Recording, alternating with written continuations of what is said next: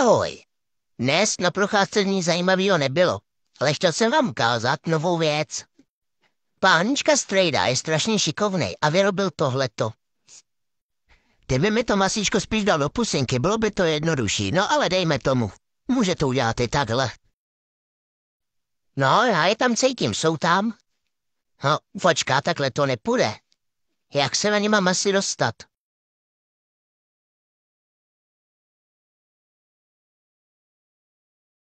V tom je nějaký fígl, ale já na to přijdu. Já se nevzdám.